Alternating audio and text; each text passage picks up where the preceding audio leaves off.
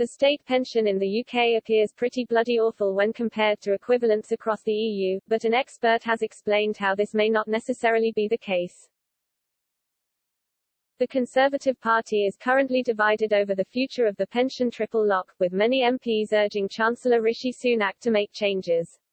The triple lock dictates that the state pension increases with the highest of the following: rising cost of living seen in the Consumer Prices Index (CPI) measure of inflation, increasing average wages, or 2.5%.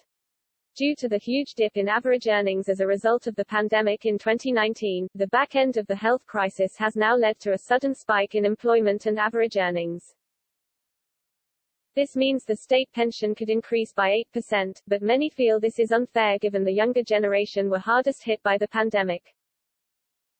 Still, many with pension pots feel the triple lock should be preserved, given that the UK has statistically one of the least generous state pensions in Europe. Simon Lambert explained on the This Is Money podcast in July, one of the things that is mentioned repeatedly is that Britain has one of the lowest pensions in Europe and among developed countries. Analysis using the Organisation for Economic Cooperation and Development (OECD) data shows the UK's pension is less generous compared to other countries in Europe. For example, UK pensioners receive 28% of the average working wage when they retire, whereas pensioners in Luxembourg and Austria receive 90% of the average working wage. When looking at the net replacement rate, which measures how effectively a pension system provides a retirement income to replace earnings, the UK also ranked lower than all 13 neighbouring European countries. Mr. Lambert continued, the UK looks pretty bloody awful by these figures. The OECD average is 49%. So you can see why people complain.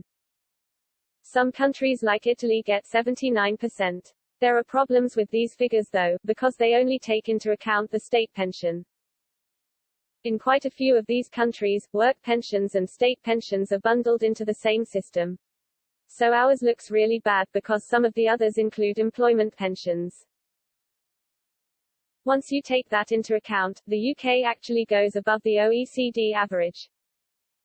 With these flaws in the figures in mind, Mr. Lambert suggested it may not be fair to make younger people pay for the pension rise. He added, I do think there is a question of intergenerational fairness here. And, is it right to give people a massive pension increase based on the pain that has been suffered by people who have had paid cuts and lost jobs? The UK spent a total of 7.8% of GDP on state pensions in 2021. Analyst at AJ Bell, Tom Selby, tells Express.co.uk that the triple lock will need to be modified. He said, the triple lock cannot be maintained as it has been applied over the past 10 years or so. Historically, the government has used average earnings in the 3 months up until July as the figure to use for triple lock.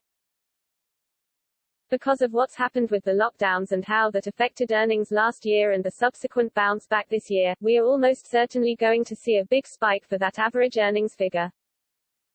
A lot of economists are expecting that figure to stand at about 8%, which could cost the Chancellor anywhere up to around £3 billion compared to what they thought they were going to spend.